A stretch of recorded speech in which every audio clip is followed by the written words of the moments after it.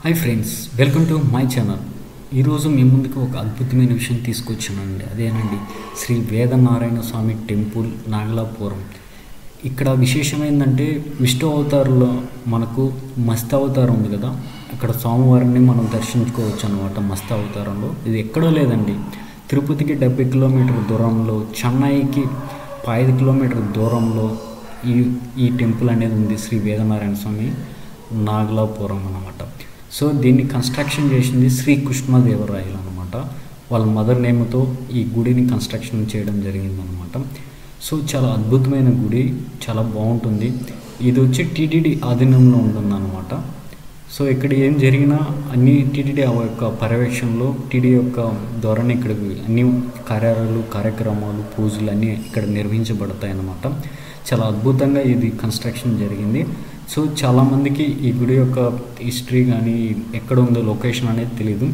తిరుపతికి వచ్చేసే భక్తులు తప్పకుండా మీరు నాగలాపురంలో ఉన్న శ్రీ వేదనారాయణ స్వామి టెంపుల్ని మీరు దర్శనం చేసుకోవచ్చు. ఇది మత్స్య అవతారం అనమాట. ఇక్కడ ఇంకో విశేషం ఏంటంటే సూర్యకిరణాలు డైరెక్ట్గా స్వామివారిని తాకుతాయి అన్నమాట. అది ఎప్పుడంటే మార్చి 25, 26, 27 లేదా 26, 27, 28 ప్రతి సంవత్సరం ఇలా జరుగుతూ ఉంటుందన్నమాట. సో ఇది వచ్చామన్నమాట ఎంట్రన్స్ అనమాట. ఇక్కడి నుంచి మనం లోపలికి వెళ్తే ఈ విధంగా గాలిగోపురం అనేది ఫస్ట్ కనిపిస్తుంది అనమాట. సో ఇక్కడ ఏంటంటే చాలా వాతావరణం కానీ చాలా పెద్ద ప్లేసు, చాలామంది ఇక్కడ టూరిస్టులు వస్తూ ఉంటారు అనమాట. సో తిరుపతికి వచ్చేవాళ్ళు చెన్నై నుంచి ఇదే రూట్ అనమాట. అక్కడక్కడ అంటే వాళ్ళు వెహికల్స్లో వేసుకుని డైరెక్ట్గా ఇక్కడక్కడ వచ్చేసి అక్కడక్కడ కొన్ని ప్లేసెస్ ఉన్నాయన్నమాట. రామగిరి ఇదే రూట్లో ఉంది. సుండుపల్లి విష్ణు అనమాట, ఇక్కడే అది కూడా చాలా దగ్గరగా ఉంటుంది. సో చాలా ప్లేసులు చూసారా ఎంత అద్భుతంగా ఉందో. మీకోసం నేను వీడియో చేస్తున్నానండి. మీకు నచ్చితే లైక్ చేయండి, సబ్స్క్రైబ్ చేయండి, నన్ను కూడా కొంచెం ఎంకరేజ్ చేయండి. సో నేను నాదైతే పూజ అయిపోయిన తర్వాత లాస్ట్లో ప్రసాదం ఇచ్చారండి, దర్శనం చేసుకున్నాను. సో ఈ యొక్క టెంపుల్ విశిష్ట ఏంటంటే వేదవల్లి సమేత శ్రీ వేదనారాయణ స్వామి శ్రీ మహావిష్ణువు అన్నమాట. దీని స్థల పురాణం మనకు వెళితే ఇది అప్పట్లో వేదపూరి అని, వేదారణ్య క్షేత్రం అని, హరికంఠపురం అని వాళ్ళు పిలిచేవారంట. ఇక్కడ ఏంటంటే స్టోరీ, సోమకాసురుడు అనే రాక్షసుడు బ్రహ్మదేవుని వద్ద ఉన్న వేదాలను అతను అపహరిస్తాడనమాట. అపహరించిన తర్వాత శ్రీ విష్ణు మహా అవతారంలో మత్స్యావతారంలో దాల్చి సముద్రం గర్భాన సోమకాసురుని సంహరించి వేదాలను తెచ్చి ఈ స్థలం బ్రహ్మకిచ్చినట్టు స్థల పురాణం చెప్పబడుతుందన్నమాట. చాలా అద్భుతంగా ఉంటుంది ఈ గుడి.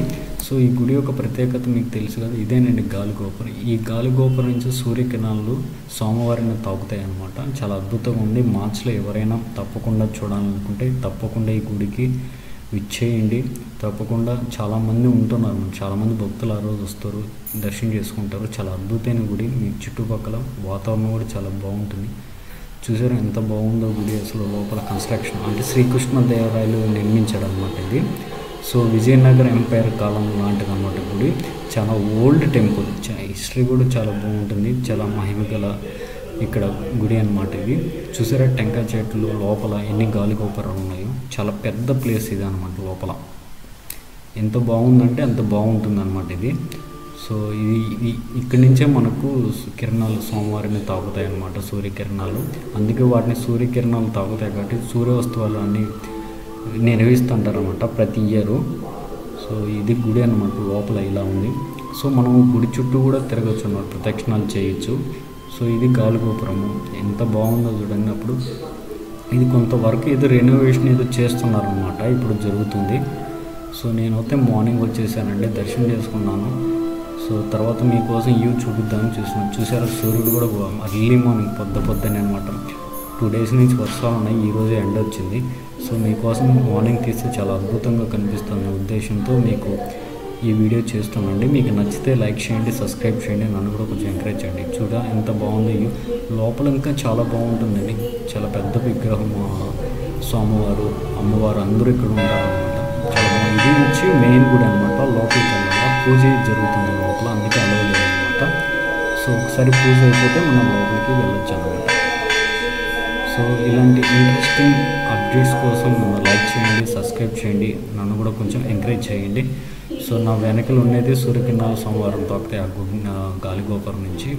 సో ఫైనల్గా ఇదే అండి, మీకు నచ్చితే నన్ను ఎంకరేజ్ చేస్తారండి, సబ్స్క్రైబ్ చేయండి. చాలామంది సబ్స్క్రైబ్ చేయకుండా నా వీడియో చూస్తున్నారు. సో నెక్స్ట్ వీడియోలో మనం కలుసుకుందాం అండి. Thank you.